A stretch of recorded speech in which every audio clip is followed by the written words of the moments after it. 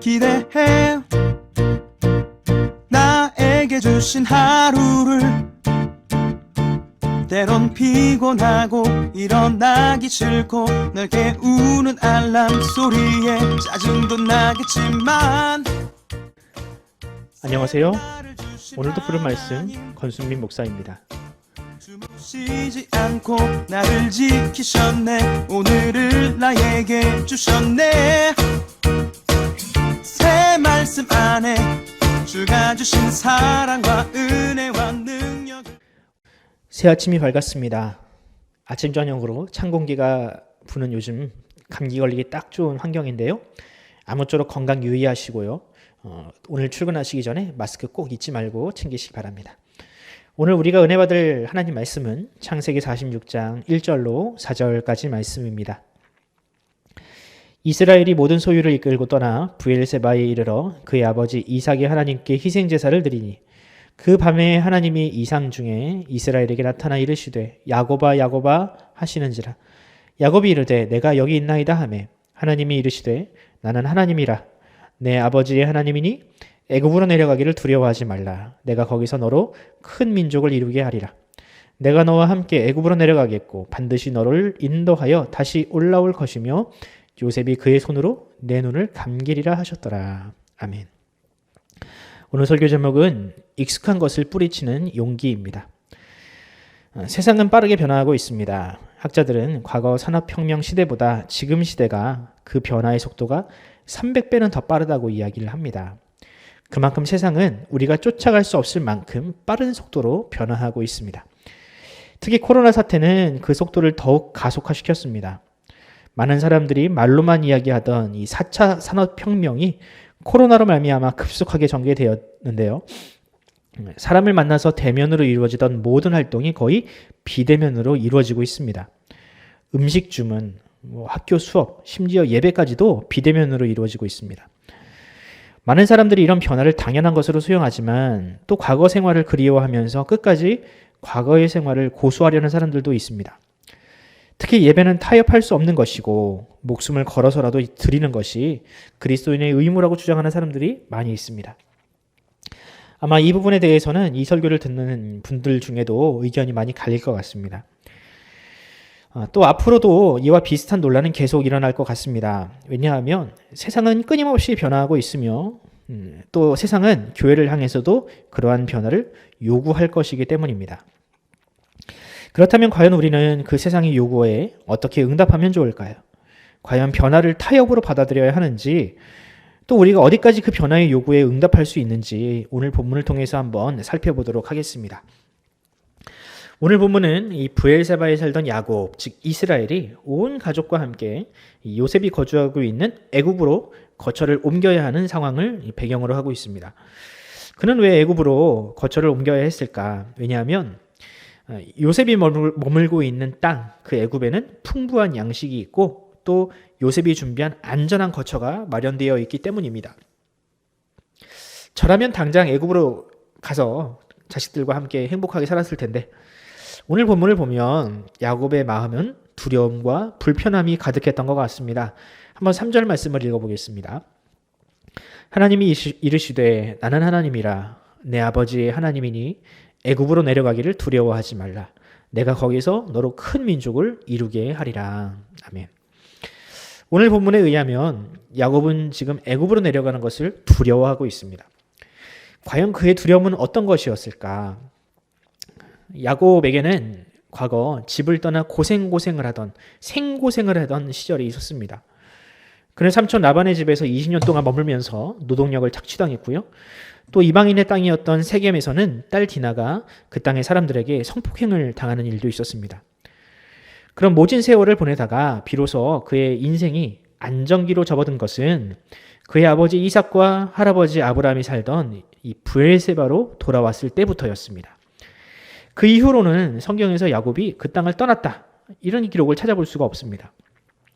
아마도 이 야곱에게는 이 브엘세바를 떠나는 것은 마치 하나님을 떠나는 것 같은 느낌을 주어지 않았나, 그런 생각을 해봅니다.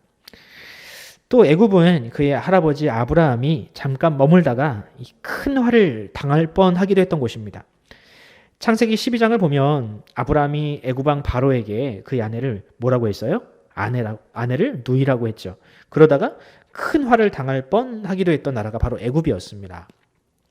그러니 이 야곱의 입장에서는 애굽으로 내려가기가 더더욱 두려웠겠죠.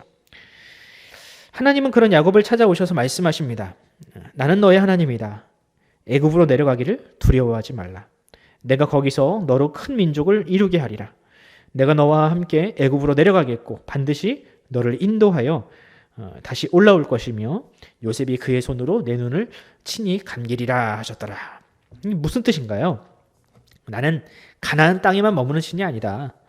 네가 애굽으로 내려가도 나는 여전히 너의 하나님이다. 나는 네가 애굽에서 드리는 예배도 받을 것이다. 나는 그곳에서도 너와 너의 아비에게 한 약속을 반드시 이룰 것이다. 야곱은 이 하나님의 약속을 믿고 애굽으로 내려갔습니다. 그리고 애굽에서 그의 야곱과 그 가족은 애굽 왕 바로가 마련해 준 땅 고센에서 평안한 삶을 살았죠. 그리고 400년이 지나 이 야곱의 후손인 이스라엘 족속은 큰 민족을 이루어 애굽을 나오게 되었습니다. 자, 그렇다면 오늘 본문에서 우리는 어떤 교훈을 발견할 수 있을까요? 우리 모두는 지금 본문에서 야곱이 느꼈던 두려움을 경험해 보았습니다. 익숙한 환경에서 벗어나 새로운 환경으로 나아가야 할 때 우리도 이 야곱이 느꼈던 두려움을 느낍니다. 예를 들면 20살이 넘은 청년들은 다 군대를 갑니다. 남자 청년들은 군대를 갑니다. 그들이 겪었을 두려움이 마치 야곱의 두려움이 아니었을까?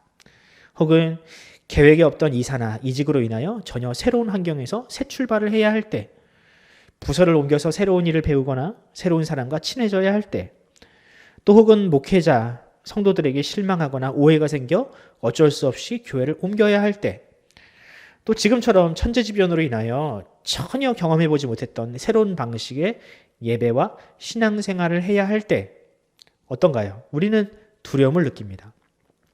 과연 나는 새로운 환경에서 잘해낼 수 있을까? 내가 이사를 가고 이직을 하는 것이 과연 나에게 도움이 될까? 내가 교회를 옮기거나 혹은 비대면 예배를 드리는 것이 혹시 하나님 앞에 죄가 되지는 않을까? 이런 우려와 걱정으로 인하여 우리는 익숙한 것에만 머무르려고 하는 경향이 있습니다. 더 나아가서 변화를 저항하고 그 변화를 죄악시하는 경우들도 우리 주변에 굉장히 많습니다. 특히 교회는 그런 변화에 매우 수동적입니다. 예를 들면 예배 순서가 대표적이죠.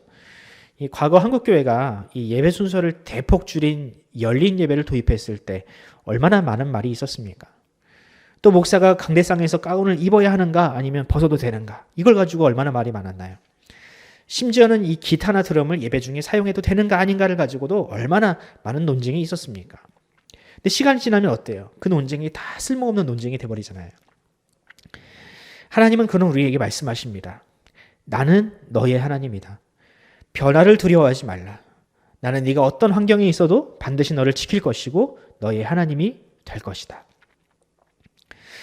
우리가 정말로 중요하게 생각하고 경계해야 하는 것은 환경의 변화가 아닙니다. 바로 내 마음의 변화입니다.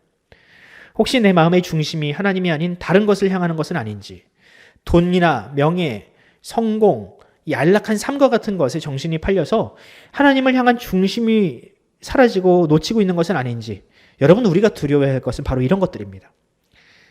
만약 환경의 변화로 인하여 우리의 신앙의 중심이 흔들릴 정도라면 그 변화는 분명히 문제가 됩니다. 하지만 더 문제가 되는 것은 뭐냐? 이 익숙함이, 우리가 머무르려고 하는 이 익숙함이 하나님을 향한 중심의 방해가 된다면 이 익숙함도 우리가 저항해야 할 대상이 된다는 것이죠. 우리가 속한 개신교는 중세 가톨릭 교회를 박차고 나올 때 이런 구호를 외쳤습니다.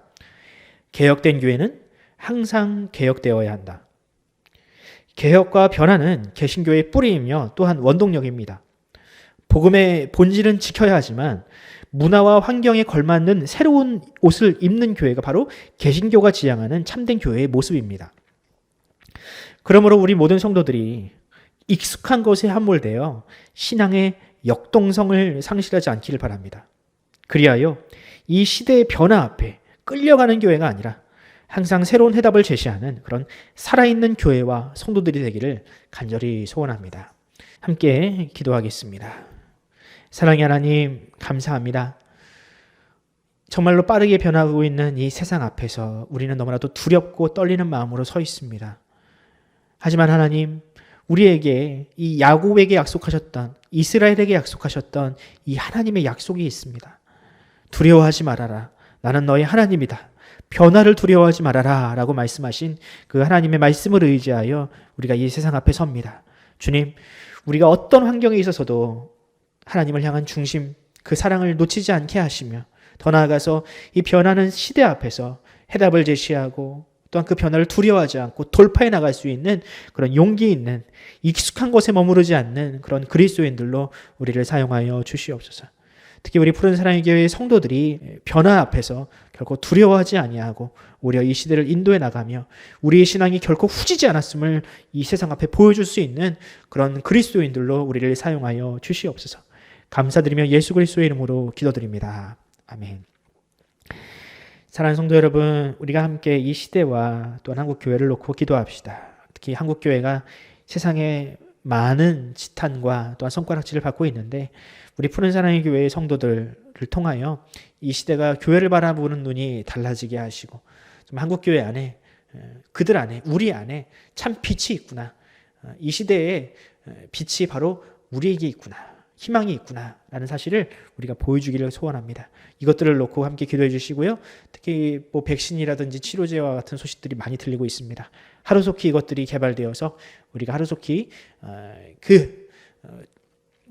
예전에 누렸던 그 풍성한 신앙생활, 교제와 또한 친교와 예배가 더욱더 풍성해질 수 있도록 하나님께서 인도하여 달라고 함께 기도하면서 오늘 하루를 시작하도록 하겠습니다. 함께 기도합시다.